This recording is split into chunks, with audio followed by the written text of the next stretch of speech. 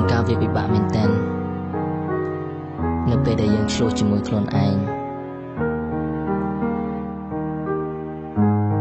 យើងអាចខ្លាចជាមនុស្សវិកលចរិតគិតច្រើនដោយសារតែចិត្តរបស់យើងរវើរវាយ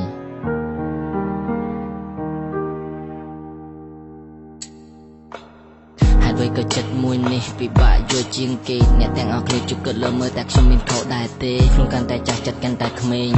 មើលកាយវិការដូចជាអាចារ្យចិត្តជាអ្នកលេង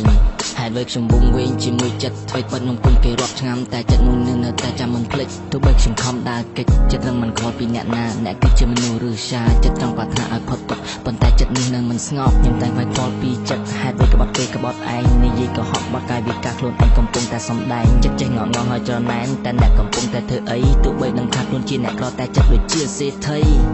ប្រហែលខ្ញុំឈួតមែនហើយសំណួរដែលគ្មានចំឡើយគ្មានអ្នកណាជួយខ្ញុំឡើយ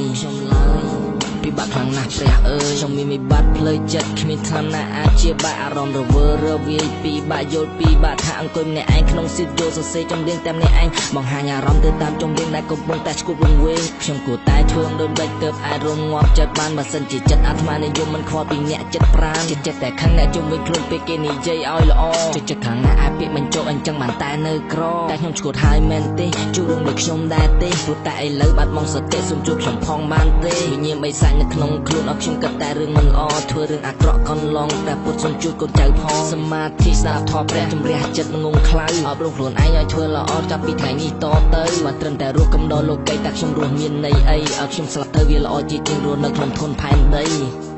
ខ្ញុំនឹងតែចិត្តមួយនេះកំពុងតែរវើរវាយប៉ុន្តែយើងសង្ឃឹមថានៅថ្ងៃណាមួយខ្ញុំនឹងអាចអប់រំចិត្តខ្លួនឯងបានធ្វើអ្វីដែលល្អហើយមិនប៉ះពាល់ដល់អ្នកដទៃអរគុណអ្នកទាំងអស់គ្នាដែលតែងតែជួយខ្ញុំរាល់ពេលអរគុណ